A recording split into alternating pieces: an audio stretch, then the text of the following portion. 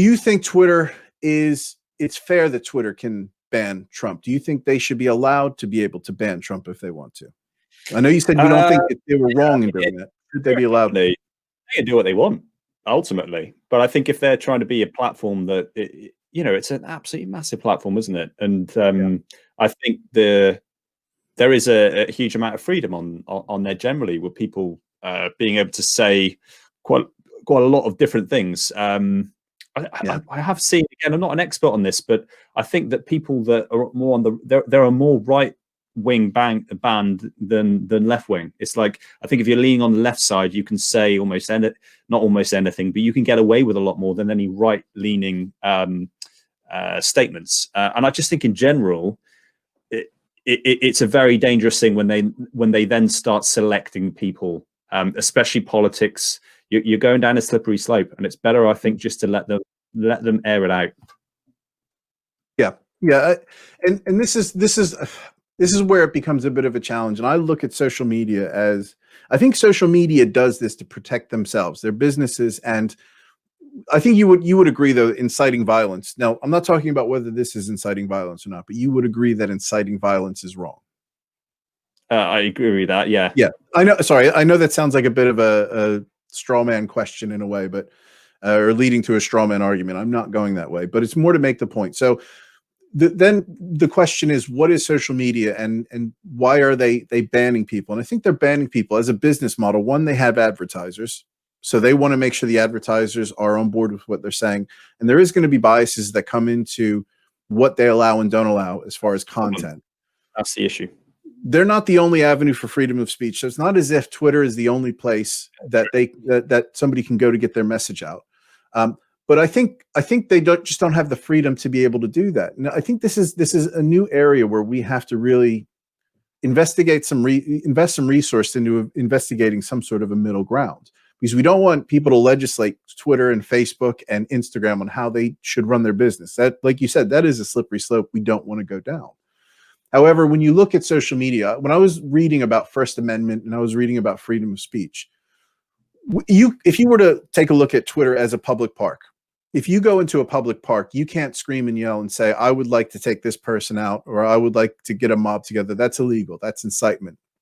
And I view social media as a public park. Now, right now, the people that are running the park are policing it because they're worried they're going to get in trouble, and that people aren't going to want, the ice cream vendors and the people selling whatever aren't going to come to the park because it's a dangerous place. So they try to police that. And I think this is where government needs to have some accountability. In the same way that we police a park, we need to police social media. So if Donald Trump is inciting violence, it isn't down to Twitter to silence them. It's down to whatever rules are in place for what is acceptable in public to be adjudicated on social media as well. That's kind of the direction I think we should go. I don't think I can disagree with what you're suggesting. I think the problem is when you go down the path of, which is actually exactly what I was about to say, it's a really slippery slope when you go down censorship. It's, I think, generally a bad idea, because then someone is having to make a decision on what is right and wrong.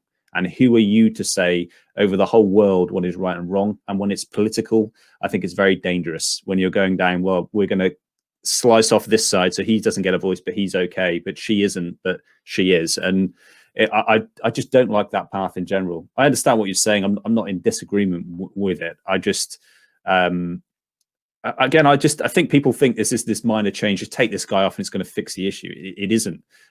It's impossible to police this. On the Social Dilemma, they did a great job of just enabling, of just showing you how difficult this is. Mark Zuckerberg and Jack Dorsey, they can't police the United States. Never mind what's going into overseas. This is a much bigger issue. It has actually led to wars because people can pay for advertising and pull out one-sided arguments. So they can't even police within a country they're living in with a language they can speak. Never mind policing these. I mean, what they're going to do in the Middle East and all these other countries where they don't have the facilities to police everything. I just think what you're stating is correct. I just think I just don't think it's feasible. I think if you're trying to go through the whole network, you cannot police everyone. It's a hard enough job keeping up with let's say what me and you did if we did 18 tweets a day each. There's a lot of work wading through that. Right, okay, Sean's out of line here. Let's take him back or give him a warning. Well, how about the entire Twitter population? And then you've got just in one country. It's what you're suggesting is impossible. I'm not suggesting, therefore, you just give in 100% altogether. I just don't think what you're after is going to work. And I think there's a lot of danger in that. And I think people overlook that. I prefer that people have, when it comes to a text online, people have a bit more freedom than not. They have to be very clear about how you're going to censor people. And I think it's difficult and dangerous going down that path. Yeah, I don't think it's something where I would expect somebody to adjudicate every tweet that's ever made. But when we start taking a look at world leaders, and this is where you look at, and I'm not using this as an example to relate to Donald Trump. I want to be very clear on this. But if you look at Hitler and how he was able to get his message out, and he was able to sow seeds of doubt into, let's say, how media portrays stories, taking control of the media and taking control of the message. I think when you start getting down a route where your behavior is starting to cause problems, I think that's where, there's enough of a precedent set where you can have people, get involved from a law enforcement perspective if, let's say, it's going down the route of incitement, because that is dangerous at the end of the day. That is no different than, I think the rules of a public park can apply to social media, but I agree it's difficult to define how we adjudicate that, because you can't necessarily do that for every single, let's say, tweet that's out there. But I do think I legislate for jokes, because that's where it comes into. Well, I'm offended by that. Well, I wasn't talking to you. This was for, I wasn't being serious about that. And it's the interpretation, which is the dangerous angle of that as well. It's text format, so it's not always interpreted to the best format, which is dangerous. But again, you're going down that slope. You're on that slippery slope of, well, when you start banning, well, he meant that, and he's being quite mean there, and there was some offense in that. Now, anyone can be offended about anything, and that's the danger when you go down that path. I'm not talking about offensive material, though. Yeah, but when does that stop, though, Short? Well, I think when there's something, when you said that incite, like, say, poor behavior, where it's such a gray area where people, that's such a big range of what people would deem acceptable and unacceptable. And that's where I think you're going to come into difficulty. And then there's someone that's got biased views is going to be like cherry picking within that. Like some comics can say certain things, but others can, or, I just think it's dicey grind. But I think, so this is where I think we're talking about somebody who's an elected official and an employee of the government. Donald Trump is not the ruler of America. He is effectively appointed by citizens to represent their needs. And if he's populating misinformation, that to me is contrary to his job description. And it's very easy to define what is misinformation. So for instance, if you take a look at a legal case where somebody has been acquitted of murder, factually, they're not a murderer. So it's libel, and that's against the law to slander someone and call them a murderer afterwards. Now, if we look at some of the aspersions Donald Trump has cast via social media, which to me is no different than getting onto going on TV. And TV you can censor a bit more easily, but going on and starting to slander people and to misspeak, or not misspeak, to say things that are factually inaccurate. I think at that stage, you can then have law enforcement starting to get involved in as far as you have somebody who is in a position now where they're giving misinformation and they're slandering democracy and slandering the government. That to me is an issue, because now you have somebody who's trying to subvert democracy. You have somebody who's using their platform to do that. I think that's where we start to get a bit dangerous. I think the caveat to that is whistleblowers. Because if there are people in positions where they know that something is unjust and they step up, they can be censored. So that is a problem. We need to be in a society where people can speak and highlight their points more freely. Yeah, I agree with that. The problem isn't Twitter. The problem is the president. So if he is coming out with this insightful behavior, he needs to be fucking stripped of his job. People need to be able to step in and say, this guy is a liability to the country and the welfare of this country. That's what I'm saying. Behind bars. No, but I don't think he can say what he wants on Twitter. Just saying he should be taken out of his role. Twitter should be there for people to be able to, like if you have from the whistleblowing alone, we have to be able to call out certain behavior.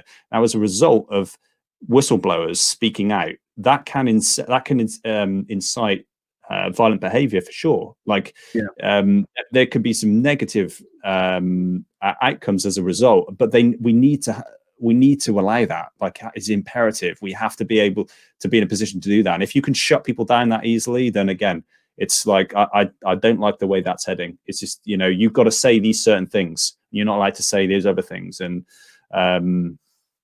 yeah, I don't like that. I agree, but that's I think we do agree 100% on that, because for me, I'm suggesting we need to support Twitter more to allow them to have freedom to keep people platformed and not worry that they have to protect people. There's if as a company, if let's say people died and somebody had a platform to incite violence on your social media platform, I can understand feeling a bit of guilt about that. But you feel guilt about that because nobody is supporting, the fact that somebody's on my platform making claims that are potentially dangerous to people.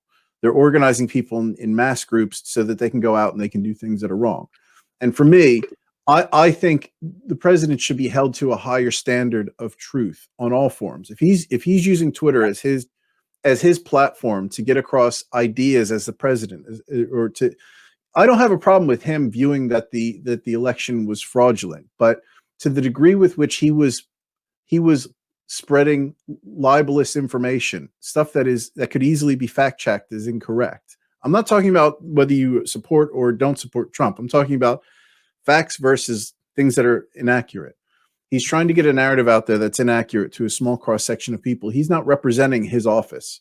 And I think that's where you need to question whether he can stay in that position, not whether and that's something that has to be done, not necessarily with law enforcement, but has to be done with the structures of our country. We need a president that's going to represent us honestly, and he hasn't. Yeah. And I think we need to give Twitter and social media platforms more support to be able to do more support to be able to to have a more open forum.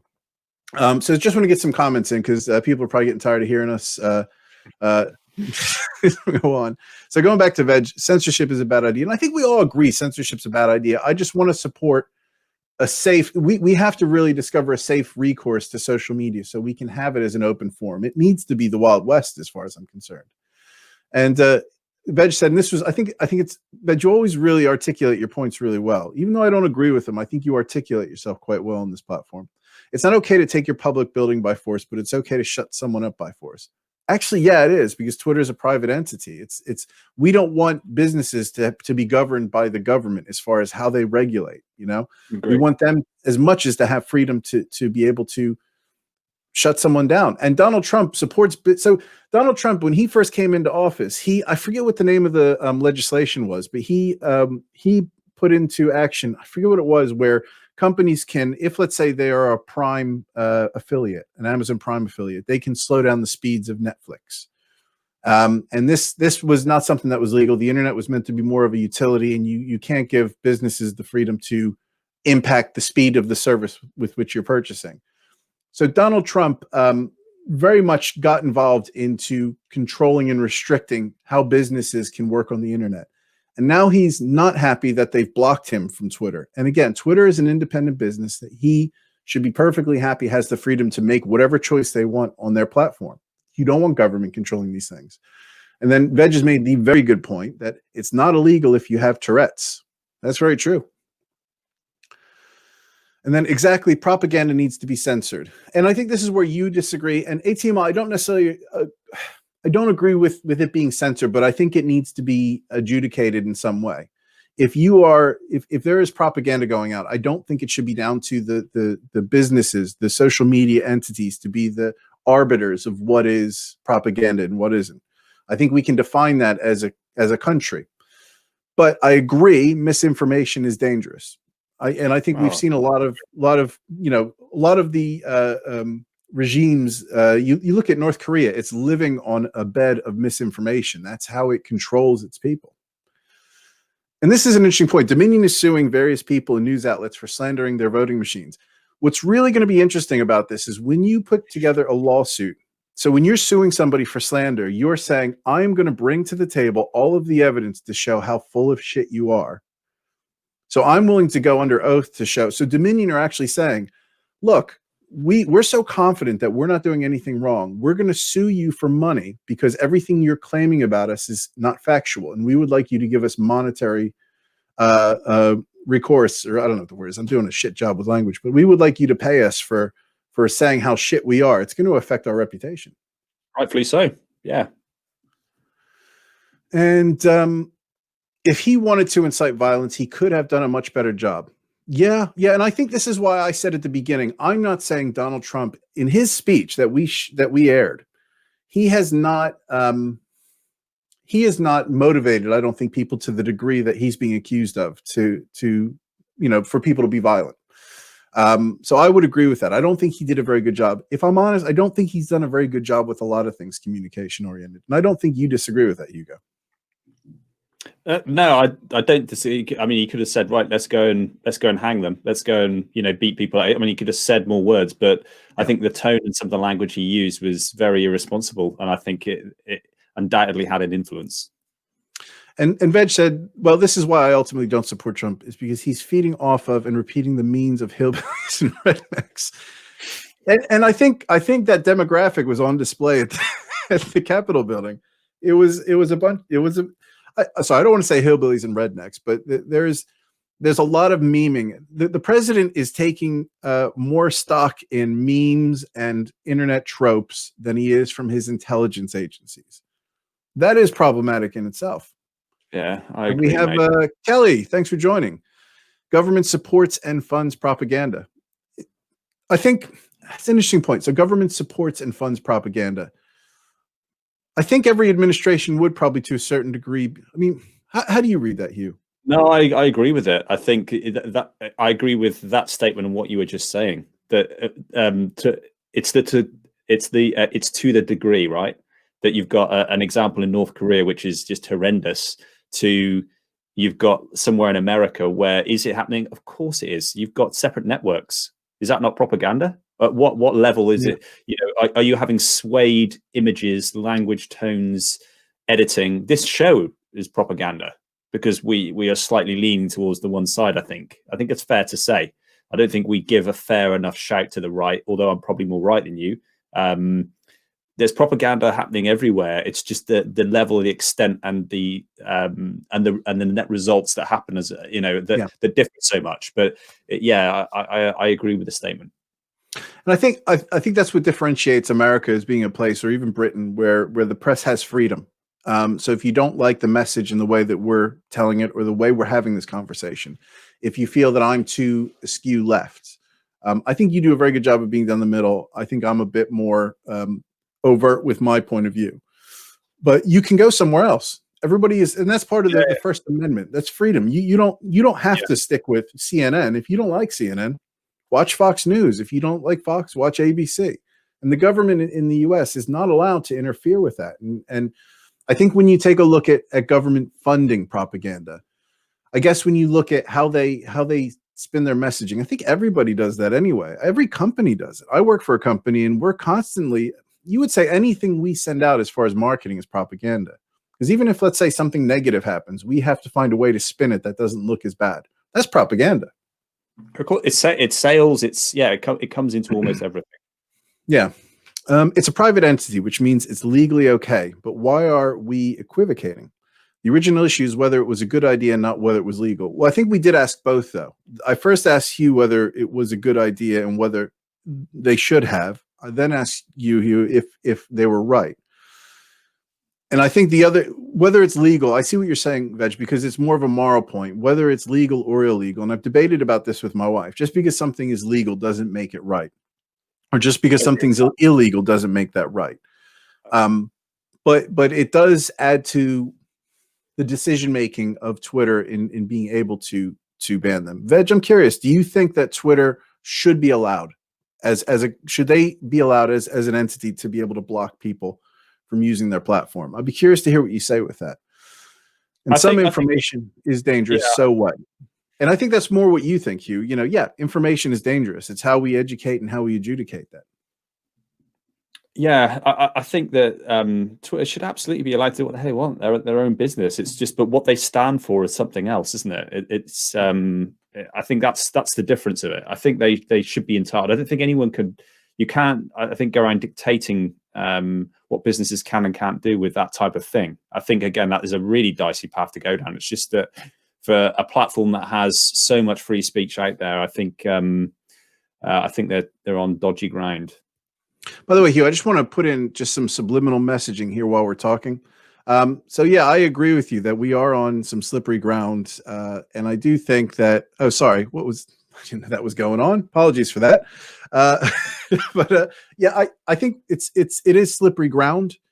But I think that's what everybody always said. Everything is always a slippery slope, and I understand that there's a precedent. And when you agree one thing, you're opening up the possibility of something else.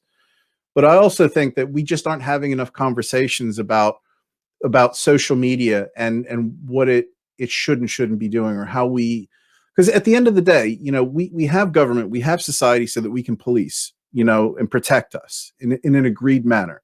So it's not as if government is bad. Government is good. That's what we, and it's how we administer government is the issue. And there's going to be corruption. Where there's power, there's money, there's corruption. That's something I think we're always going to have to struggle with. But at the end of the day, for me, social media is a public park. And yes, it's not the same as a public park, but we need to find a way that we can make sure people are safe and that it isn't going to cause, loss of life, that sort of thing. But I just want to go back to this. And again, this is very much what you agree. So what?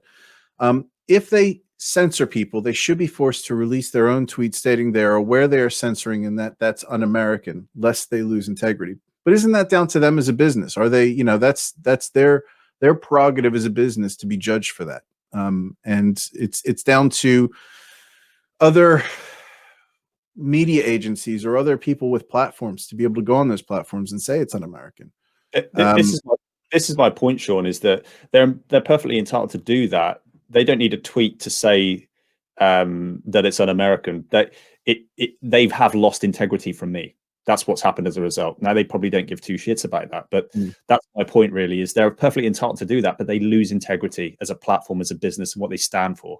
And for me, that means a massive amount. Integrity is almost everything to me. But for them, it isn't, and that's a shame. And that's why I don't use the platform. I wouldn't say. I've always been, whenever you hear, I don't know if you've heard, who's the founder of Twitter? What's his name? Jack Dorsey. I always enjoy listening to him when he's interviewed. I think of all the social media compared to Mark Zuckerberg, I think he's somebody who is fairly switched on to these things. And I think he's got an animal that he can't control right now. Yeah. I think of all the social media CEOs, directors, founders, he for me is the most agreeable. And I've heard an interview with Jack Dorsey where he wants support for Twitter to be the, fully open, unpoliced. And I just think they don't know how to do that and be able to maintain their business model. Ooh, did I miss? Yeah, we got that one. But that's what I'm saying. There's an equivocation here, or a play on words, when it comes to legally versus morally. And that's always going to be a debate, though. I mean, I think if you look at weed as an example, that's a legal versus moral issue in itself, which we'll have to cover at some point. But yeah, we will actually. Yeah, that's just an example of that. So I think I thought this would be an interesting conversation for anybody who's sticking around. We are going to be moving on. We do have a review of the documentary Minimalism, which is quite a jump. I think we decided we were going to do that. Hugh and I invested time into doing it, and then the government went and fucked everything up. But before we do, I just wanted to bring to the point that, and I was speaking to Andrew about this earlier in the week, about it being allowed to go ahead. And the one thing I will say from a conspiratorial side of things, it's really weird that there was only a handful of police at the Capitol building when there was a lot of rumblings on social media that the government would have had visibility of, that there was going to be action after the rally, that a handful of Capitol police were left to protect the Capitol building in what was a very important function for democracy. And that, it took 3 hours for the National Guard to get called in to protect, that and I know you disagree with this, Veg, but for me, I feel like they should have been called in sooner. Or if you think about and I'm not going to get into a white versus black thing, but when the Black Lives Matter protesters were outside of the White House, it was like, there was walls set up, there was temporary barriers put up. They had, what did they do? They shot it was a pepper spray into the crowd. They had, what did they have? They had Andrew. I don't know if you remember, but they were ready. They were ready to protect that building at all costs. And we have what is, relatively speaking, a handful of police protecting the Capitol building at a point where we know there's going to be static. I have questions about that. I find that very strange. So, I mean, in a free market, someone ought to create a new company competitor whose mission is not to censor. And if people cared, they'd switch forums. And it's interesting. If we go back to Parler, they were that company that third parties were using. People were using as their third party to switch. And Apple and Google have control of those platforms because everybody has an Android and everybody has iOS device. So even then, I think there's no safe haven because Apple and Google censored that third party platform. I think, again, it's coming down. The problem is human behavior. It's not, and it's an ingrained problem that we aren't going to change. It doesn't matter about which platform we create, and it almost doesn't matter. Like, what we're trying to do on this channel is, I think today, we've been doing a pretty good job of it, is that you and I, Veg, and Andrew, and a host full of the other people, 18 Mile, that have been coming in with different views, Kelly. Some agreement, some not, and we're not all in agreement, and that's just fine, right? Like, we just talk it out, and that is my point. And that going down the route of like I can fucking this and fucking get aggressive and get in your face and and because I'm just making a point, I'm passionate, is not acceptable behavior, and I should be doing better than that. And what I should be doing is really trying to do a better job of articulating and communicating and supporting my arguments, and doing so in a less aggressive manner, because you will be more receptive to listening to something that you don't agree with, and maybe you might take it on board, or you might do something about it. I think the manner in which all of this stuff is done, the way he's led, the way they've done their protests, the way the left do their protest, it's not, protesting is the issue. It's that form of communication that is the issue. I'm not saying about anything with the rights or anything. I just think that we got lost in that, and it's our behavior as human beings, and we need to take responsibility for how we communicate and try and do a better job of that. And that's why we create this channel, is because we want to put out some arguments and some opinions that maybe not popular, or people agree or disagree with them. That's fine. Let's get you on. Let's talk about it. Let's just try and do it in a manner where we can have discussion and not lead down that path. I think, that we kind of talk about the slippery slope side of things, Sean. And I think the thing that concerns me about that, because you said that a lot of people mention that, is I don't think people understand like the severity of how fast it can slide once you open that door and you can go through, and through blocking speech, like how dangerous that is. That's how you get to North Korea. It's like that, that things can go in that direction. So I think it's really important that we have an open forum, and Twitter can do what they fucking want, but ultimately we just need to look within ourselves at how we communicate and do a better job of putting our points across, and be more patient and calm, and listen to the other side, like whether we agree with it or not. Yeah. Dixon's there are some, just so you know, Hugh, Andrew Dixon. So growing up, I called him Dixon. So I got that, but yeah. Just double checking in case you thought it was somebody else in the chat. There are some interesting questions around whether the government can dictate private business decisions about who to serve and who not to. See, Masterpiece Cake Shop versus Colorado Civil Rights Commission, and I think if I'm correct, this is the ability of somebody to turn somebody away from buying a wedding cake when they find out they're selling a wedding cake to people who are, quote, gay. Two men getting married or two women getting married, and yeah, as you said, gay wedding cake. So what? Someone ordered a cake, and then the company found out that was for a gay wedding, so the company stopped it. Is that the story? So the company wouldn't sell. They refused the business of somebody because they were gay. In Britain, that would be illegal. In America, I believe and I don't know what the outcome was on that case, Dixon. I'm not great at multitasking, so if you can fill us in, and you might have on the comments below, we'll get to it.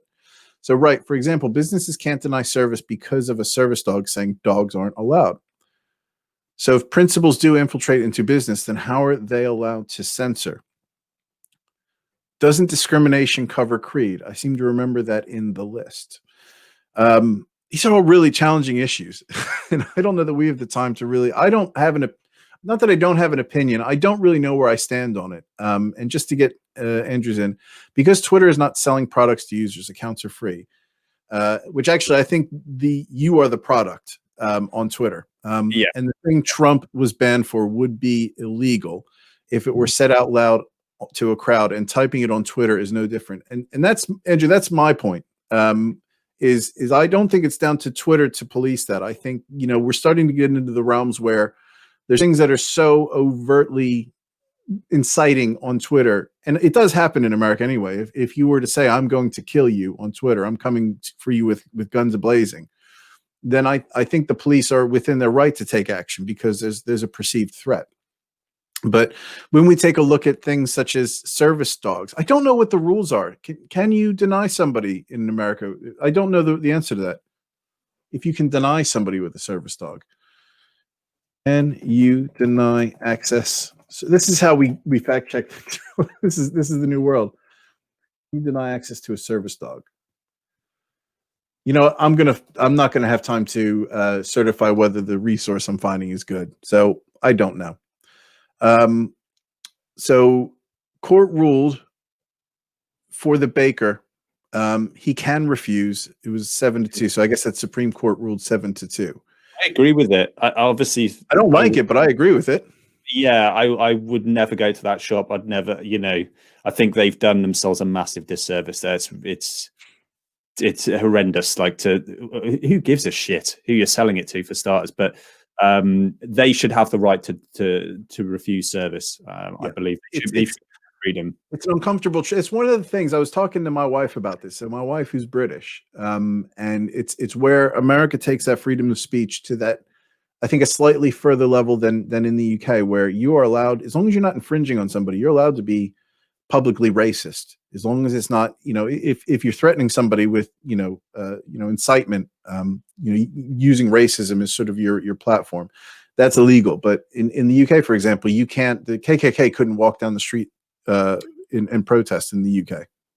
That's the thing. I think, I love what it stands for, but it's like, it's an excuse for arseholes, isn't it? Yeah. And thank you, Veg, by the way. You don't really have to. Thank you. I'm pretty sure most philosophers died before answering these questions in any final way. I think our goal is to answer all of these questions on this channel, pretty much. That's our goal. That's realistic, right? So yeah, 7-2. No, the Americans with Disability Act says they're allowed. So I guess that's one area where government people have decided that this is one area where we can enforce access. I guess you can still deny somebody. You can deny 2 gay people with service dogs from, you can't deny them from coming in, but you can deny to sell them a cake. And I wonder what the rules are for gay service dogs. I don't think we've got any answer for that. God, that is a new that's a new area. Yeah. Gay service dogs. In fact, you aren't even required to prove it's a service dog. I think that's fair. I think it's going. Why would you ask? Why would anybody even care? I think the only time you would kick somebody out if a service dog wasn't behaving. So wow, we've covered a lot of ground. It's been 1 hour 51 minutes, and that has been probably one of the most enjoyable chats that we've had with people on this platform. And one of our superstars here, Veg, because cake is a non-essential service. Had it been toilet plumbing, they would have been required to provide. So that's a question. And Dixon, being our political guy on the channel, I don't know if you have an opinion or have any understanding of this. Does that freedom extend to plumbers? Can a plumber go into, and there's a lot of innuendo here that I'm trying to dance around. Can a plumber go into the house of a gay person and fix a clog? Can a plumber their service when he finds out? You mean? Yeah. Yeah. God. Well, I don't know what the legal stance is on that, but again, I would stay the same as the cake personally, that you're an atrocious human being for judging people, but you should have the right to not, for whatever reason, if you don't want to do something, then that's on you.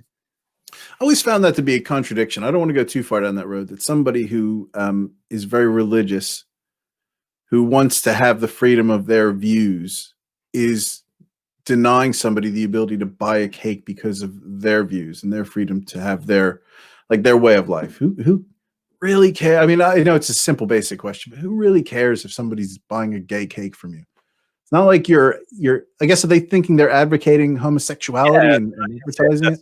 In some way, this is my way of having some control over that situation and just saying how wrong you are or what evil or whatever it is they come from, where they think it's not right. It's their having a say, and I think they should unfortunately be allowed that say, because there are other reasons when people, for example, if someone's just an arsehole, because there'll be someone that doesn't share any views. You're just a piece of shit person. You're talking to your staff disrespectfully. You're pinching their ass, or maybe not even doing it, insinuating things verbally. You're like, you're an asshole. I'm going to serve you. They should have every right to do that and get our support. So, yeah, again, I think that's important. You should be able to have that, and unfortunately, that's the downside.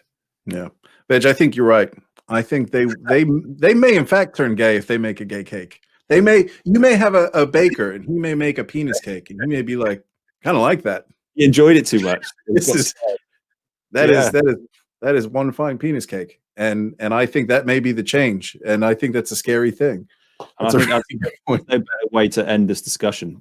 Yeah, I kind of feel like the jump to minimalism, I think we need to save that for next week. I feel like that's a real abrupt transition, my friend. Well, do you want to break it up? Do you want to just break for two and then just roll up? And we got. I think that if we leave it a week, it's just a week less of memory to talk about it. So we're going to finish up. Any more comments? We'll grab coming in. Anybody else wants to comment and pick up on the conversation? I am going to answer that question in a second, and it's not a penis cake.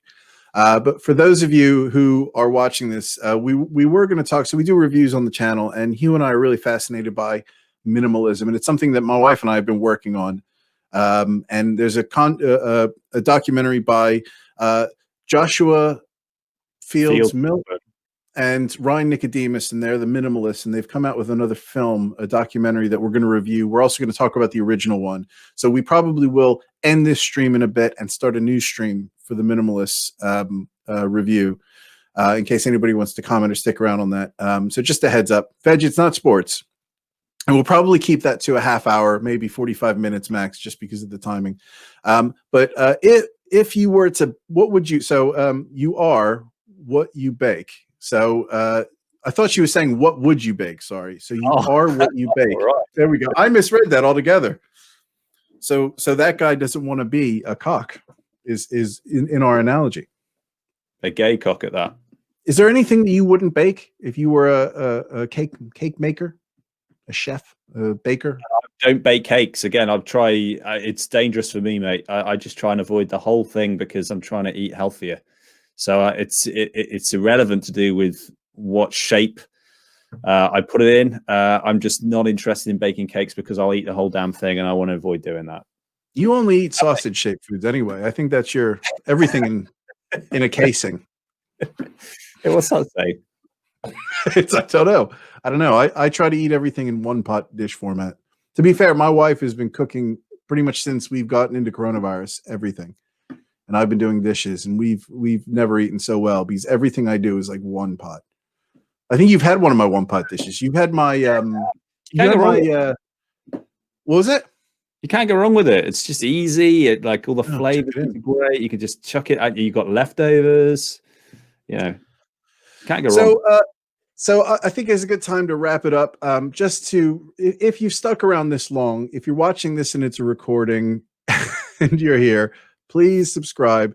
I'm not asking you to subscribe for any other reason other than it gets us more views and more people in the conversation. This was one of the most enjoyable streams that we've had today because we've had so many voices. And AT-Mile, thank you, Kelly. And then Veg, our number one queen of all commenters, who we look forward to seeing each week. But thank you all.